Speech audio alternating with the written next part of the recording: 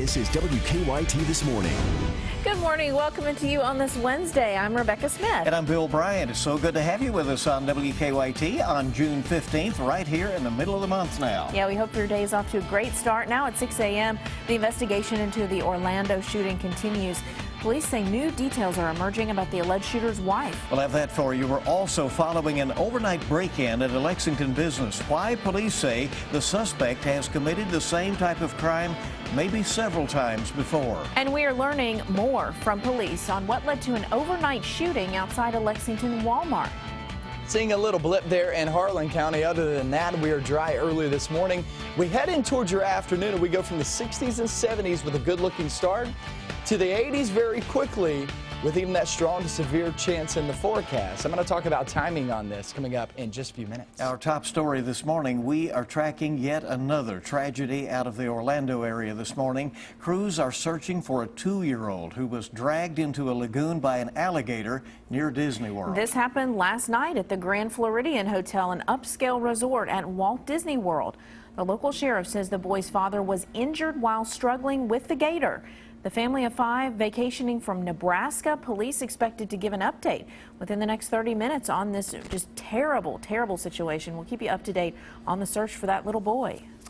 Meanwhile, we're learning more this morning about the gunman behind that mass shooting at an Orlando nightclub. CBS News has learned that the shooter went to work the day of the rampage. Kenneth Craig has the latest on the investigation from Orlando. Ms. Salmon, did you know your husband was going to do this? Investigators are turning their attention to this woman, Noor Salman. She was married to Omar Mateen, the gunman who went on a shooting rampage inside the Pulse nightclub in Orlando. Oh my God, people are getting shot.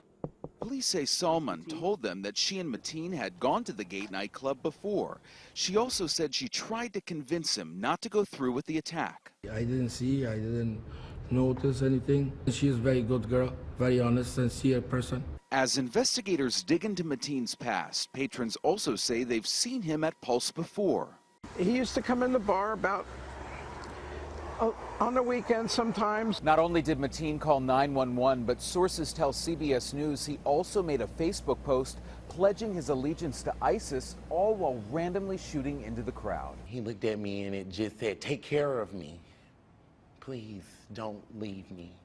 You knew I was going to take care of him. You knew if you said something bad about him, I was going to be the one that was going to take up for him, because he was more than just a friend. He was like a brother. Demetrius Nollings survived, but his friend Eddie Justice, a 30-year-old tax accountant, was one of the 49 people who didn't make it out alive. Kenneth Craig, CBS News, Orlando. And President Obama will be in Orlando tomorrow to pay his respects to the victims. Now, today, the University of Kentucky here in Lexington will be holding a vigil to honor the 49 victims killed in Sunday's Orlando shooting. Our Michelle Chamberlain is at our alert desk with details on today's event. Michelle? Bill, the UK community showing its support for those victims. You can see behind me, this is Memorial Hall on campus. It's lit up this morning to support the victims of the mass shooting in Orlando. And later today, a memorial event titled "We Are UK, We Are Orlando" will be held on campus. The event, hosted by Violence Intervention and Prevention, is a vigil to honor the lives lost in the mass shooting at Pulse nightclub in Orlando. Now, they'll now meet at the Lexmark room in the main building at UK. The vigil is today at noon, and the public is welcome to attend. Bill, Rebecca? Thanks, Michelle. Well, people gathered for a vigil in eastern Kentucky to remember those 49 lives lost in Sunday's Orlando shooting. Dozens stood united outside the Arch Center in Moorhead as a moment of silence was held for the victims. Organizers also showed support to Rowan County's LGBT community. We want people to know that even in a small community, even in a rural community, there are people who will take a stand against the hatred, a stand against the violence, and stand with them and accept all of who they are. Some people attending last night's vigil were also part of a protest outside against Rowan County Clerk Kim Davis when she had refused to issue marriage licenses to same-sex couples last summer. They said it's important to show the gay community support in the wake of the Orlando attack. And we have much more coverage of the Orlando nightclub attack on our website, WKYT.com. You'll also find the latest updates on the WKYT News app. And of course, more here on our newscast this morning and CBS This Morning coming up at the top of the hour. It's 6:05 is our time right now. And new this morning, Lexington police say they have taken a serial burglary suspect off of the streets. Well, this whole thing started with an overnight break-in at a Lexington gas station before a short chase. WKYT's Hillary Thornton is live for us with details on the arrest. Good morning. That's right. We now know the name of that man arrested this morning. He is Victor Littleton. The investigation this morning by Lexington police starting just around 2:30 this morning, a time when the speedway on Tates Creek and Mount Tabor Road is closed. Police say the alarm at that business went off after Littleton smashed out glass from the front door. They say he then took some cigarette cartons, all while caught on camera. Then right after getting to the scene, police spotted a car nearby they believed to be involved. Officers were able to stop that car on New Circle near Woodhill Drive. However, Littleton then ran off, leading police on a short foot chase. Once officers caught up to Littleton, he was arrested. Police say they believe he is involved in several other burglaries here in Lexington. They do expect more charges for those. Additionally, police here say he is also a suspect in burglaries in other counties. For now, live in Lexington, Hillary Thornton, WKYT.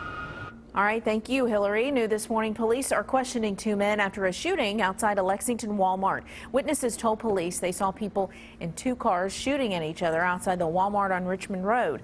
Police stopped one of those cars, found bullet holes in that vehicle. Two men inside told police they were there to buy heroin when a man started shooting at them. Police say they found heroin and two guns in that car. They're still looking for the other suspect, who they say was driving a tan SUV. The Knox County School Board has voted to keep the district's current superintendent after months of controversy about that. By a 3-2 vote, the board renewed Kelly Sprinkle's contract by 4 years. In March, the board voted by the same margin not to renew his contract when it expired at the end of June. But state police later said the board chairman at the time, Dexter Smith, cheated on his GED exam. Smith has since resigned from the board. He was one of the 3 members who voted against renewing Sprinkle's contract. The board also named Gordon Hinkle as its new board chairman. Now, your zone-by-zone forecast with meteorologist Micah Harris. We're looking across the region and not seeing much go on. There is a little blip down in Harlan County, but nothing really to write home about. We actually have clear skies across much of the area, but I do want you to focus in on southern Indiana because that is where you get a little piece of energy rolling across that area. And look, that could throw off maybe an isolated shower, maybe an isolated thunderstorm before noontime. And that's about it. There's not much now through noon. So if you're planning to get the kids out, walk around the neighborhood, I would do it in the morning hours because the afternoon just doesn't look all that good. So once the kids start to wake up, here whenever they do, whenever your kids do, get them outside during the morning. Afternoon, it won't feel good. It won't look all that good because we have some storms on the way. 69 degrees now in the capital city. And then we're at Lexington, roughly 70 degrees, and that goes for Jackson. London, too, and all the way down south into Monticello, Somerset, all is well. A big event coming up in Somerset, or really Burnside Marina area, there on Lake Cumberland later on this weekend, and I'll be talking about that in just a few minutes. And the weather for that is beautiful, but before we get there, it doesn't look that good today. I would say 2 p.m. to about 9 p.m. is your best bet to actually see not just storms develop, but the possibility at a little severe weather threat. And I call it a little severe weather threat because this is no widespread type of severe weather threat. You'll get some storms here and there, there's no doubt about that, but maybe even an isolated severe cell or two. So once again, 2 p.m. to about 9 p.m. The best chance, the best area is going to be central, north, and western zones. That is the best chance to actually see a couple of isolated severe cells, and it's a late afternoon off into the evening is your best bet for some severe weather. You get farther south and southeast, it's a better likelihood of it just falling apart because by that time, you'll have some storms during the afternoon, but by the time the severe weather threat rolls on through, you're talking about looking at 8, 9, maybe even 10 p.m. So that's what we're going to be focusing in on. I talked about that big event, Lake Cumberland Harbor Fest, coming up this weekend on Saturday. That's in the Jamestown area there of Lake Cumberland. And that's a big music fest, and they actually have they set a floating stage out there. So it's going to be a lot of fun there for the weekend. beautiful weather for it. Great weather for all the fathers, too. For fathers, don't forget a Father's Day card. Right. Don't forget that, Don't right? forget Dad. Yeah. Get it in the mail now if you're going to be sending That's it that right. way, or maybe you have the opportunity to go visit, certainly. Our time this morning is 6:10 on WKYT this morning. Well, each morning we bring you weather and as well traffic. Let's go out to Officer Don and check on what's happening on the roads. Good morning, Don. Good morning. Well, no collisions. That's the great news. And we just checked the inner and outer loops of the circle. It's normal traffic flow past Harrodsburg Road and Nicholasville Road so far. So get a look outside at Lexington traffic flow to show you what's happening inbound Nicholasville Road and on the interstate, I-75 between the northern and southern split. Overall view of traffic looks pretty good. With no wrecks in the way, should be a good ride in from Nicholasville, also from Harrodsburg, and we're good to go on the north side. Live look courtesy of Lexington Fayette Urban County Government and Richmond and Man-O-War through that big intersection. We'll keep an eye on it throughout the morning. Now back to you in the studio. Okay, Don, thank you very much. Appreciate it. A nice looking start today out there this morning. So hopefully those scattered storms won't scatter your way. You know, maybe you'll luck out. 6:11 on WKYT this morning as we're just getting started with a lot more news on the way here on your Wednesday. The city of Orlando facing yet another awful tragedy. We'll have an update. This latest one. This involves an alligator attack at Walt Disney World. Good morning. Welcome back into WKYT this morning. We're about to hit 6:15. Well, it's been a rough go for Orlando. There's just been more ways than one, yeah. Another terrifying tragedy striking there. A small child missing. It's not looking good, really. After being dragged into a lake by an alligator, his father desperately tried to save him. And it happened at the Grand Floridian Hotel there at Walt Disney World. The family there, obviously, to enjoy their vacation. Don Champion is at the resort and has the latest on the search. Dozens of officers and other law enforcement personnel are searching the Seven Seas Lagoon for a 2-year-old boy who was attacked and dragged away by an alligator around 9:30 Tuesday night. Helicopters, boats with sonar equipment, along with an alligator trapper are part of the operation. As a father, as a grandfather, we're going to hope for the best in these circumstances, but based upon my 35 years of law enforcement experience, we know that we have some challenges ahead of us at this time. Authorities say the toddler was wading in the lake in about a foot of water when he was attacked by the gator that was about 4 to 7 feet long. The father grabbed the boy but could not wrestle him away. The child has not been seen since. We're putting every effort into locating the child and trapping this alligator. The sheriff says no one else was in the water at the time, but there were other witnesses and a lifeguard nearby. The Nebraska family of 4 arrived on June 12th for a vacation at the upscale Disney resort. Everyone here at the Walt Disney World Resort is devastated by this tragic accident. Our thoughts are with the family. We are helping the family and doing everything we can to assist law enforcement. The sheriff says there were no other recent reports of alligator attacks at the lake, and there are signs that say no swimming posted in the area. Don Champion, CBS News, Orlando.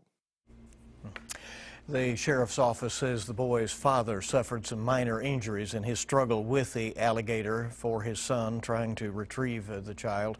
Obviously, the search has gone on in the overnight hours, and police are about to give an update on the search for the boy. We'll have the latest on this story coming up at 6:30. Bail's been set at $2 million for an Indiana man charged in California with possessing an assault weapon and explosives. Police say James Howell was headed to a gay pride parade in Los Angeles. We've learned that Howell went to high school in Louisville. A judge said the bail was set high because Howell poses a significant threat to the public. Texas authorities have identified the Amarillo Walmart employee who held 2 hostage at gunpoint. Police say Mohammed Mohadam took his manager and another person hostage over a dispute related to a promotion. Other employees and customers were evacuated safely. A SWAT team was sent into the store, eventually shot and killed Mohadam. Police say both hostages were not hurt. A newly released Bloomberg Politics poll shows Democrat Hillary Clinton with a significant lead over Republican Donald Trump in the race for president. The poll shows Clinton holding a 12-point lead over Trump nationally. This comes as Clinton won the last Democratic primary of the campaign yesterday in D.C. Clinton met with Senator Bernie Sanders last night, hoping to create a united front against Trump, but Sanders has not yet officially dropped out of the race yet. The time this morning is 6:18 here on WKYT this morning. Starting today, the first U.S. credit card intended for use in Cuba will become available. Florida-based Stonegate Bank says its MasterCard will allow U.S. travelers to charge purchases made at state-run businesses as well as a few private ones, including some swanky eateries. Cuba says it will exempt the card from a current 10% penalty on dollar transactions. Kellogg is voluntarily recalling a variety of snacks amid fears of undisclosed peanut residue contamination. The company says the amount of peanut exposure from the flour is low. The cookies and brownies are linked to flour company Graincraft, a Kellogg supplier. Frito-Lay issued a similar recall last week, as did Hostess Brands the week before that. Well, could Apple be giving its iPhone screens a massive makeover? The tech giant has received a patent for a 360-degree iPhone screen. Apple says the screen would place a display on all sides of the smartphone. It would allow users to watch videos that play on both sides of the screen. As good as it sounds, Apple has not said if the screen will actually appear on iPhones at all, so we'll have to wait and see on that. A new survey finds that most Americans have saved only about $5,000 for retirement. Even for couples in their late 50s and in their 60s, the average amount saved for retirement is $17,000. And 43% of working-age couples have no retirement funds at all. That is shocking. It really Wow. is. I mean, the numbers are incredibly low, and a problem that a big problem that a lot of financial experts say needs to be addressed. Well, WKYT this morning is just getting started. Thanks for starting your morning off with us. A T-Rex costume contestant killing it on American Ninja Warrior has become a viral sensation. We'll show you more of his dynamite moves. We have some storms that we are expecting later on this afternoon off into the evening hours. I'm going to talk timing hour-by-hour forecast for you to help you plan out your day.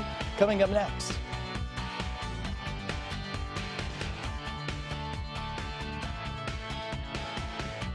Welcome back. 6:23 is the time this morning. A Lexington Speedway was broken into overnight again. And that's what's trending at this hour. I want to get you the latest. This happened at the Speedway on Tate's Creek at Old Mount Tabor. Police say they spotted the suspect's car nearby and arrested him after a short chase. Now they say he is wanted as a burglary suspect in several other counties. So this story is still developing. Lexington police still looking for a third suspect in an overnight shooting. Witnesses say people in two cars were shooting at one another outside the Walmart on Richmond Road. Police stopped one of the cars and took two men into custody for questioning. They say the third suspect was driving a tan SUV. Anticipating scattered but potentially strong storms today. Here with that, meteorologist Micah Harris. Yeah, and the good news here is this is no widespread severe weather event. However, you'll get some strong storms. There's no doubt about that later on this afternoon. And we'll start to see most of it spark up right around that 1-2 p.m. time frame. And then we'll start to see that move on through. I'd say the severe weather threat obviously is not this morning because it looks pretty good this morning. But that comes late in the afternoon, anywhere from 4 or 5 p.m. to about 9 p.m. That's your best chance for severe storms. 71 degrees now in Jackson. We're in the upper 60s to lower 70s. And the Laurel County area also working way back towards 68 as you head down toward Marion County and Taylor County. So a stray shower is possible through the morning hours. We get toward noon. A couple of rumbles could be there, but like I said, afternoon off into the evening hours, that is your best bet for not only strong storms, but the possibility for some severe weather too. You say, what's the difference? Well, strong is mainly just heavy downpours, a lot of lightning, maybe some strong wind. But when you throw in the damaging winds, when you throw in large hail, you're talking about a severe weather threat. And that's what we could be looking at with some of these storms, guys. We'll be focusing in on that coming up in your full forecast just a few minutes. Okay, we'll be tracking that throughout the day. Thank you. Well, a massive explosion was caught on camera after a warehouse fire in California. Yeah, look at this video. More than 100 firefighters were called out to battle the flames at a commercial building there. Crews believe the explosion was caused by burning magnesium. A nearby apartment building was also evacuated. No injuries were reported because of all of this. The cause of the fire still under investigation this morning, but obviously a lot of folks will never forget that in that area. Amazing video there. Well, Jurassic Park, if it taught us anything, it's that dinosaurs, T-Rexes in particular, pretty good jumpers. Right. They can be pretty scary. They can jump fences, even electric ones. But apparently they have what it takes to be on American Ninja Warrior as well. We'll show you this one. Clips from the popular physical challenge show. The guy running the obstacle course in a giant, goofy T-Rex costume, and that is blowing up social media this morning. The crowd loses its mind as the T-Rex crushes the course while showing off some dynamite moves that can only be described as Jurassic parkour. All right, so there you go. Parkour, right? I guess, you know. I wonder if we'll see this in the Jurassic World sequel, you know. I don't know, but you know, some ideas. We need a little something to laugh about this tough week in the news, we right? do. Yeah. All right, 6:26 on WKYT this morning. Good to have you along with us. Our top stories are on the way. When we return, UK Healthcare says staff prepared if a situation like the Orlando shooting ever happened here. We'll show you how they say they would go about dealing with this coming up at 6:30. Friday night's Mega Millions jackpot is $310 million, and tonight's Powerball jackpot is $153 million. Keep it here on WKYT this morning.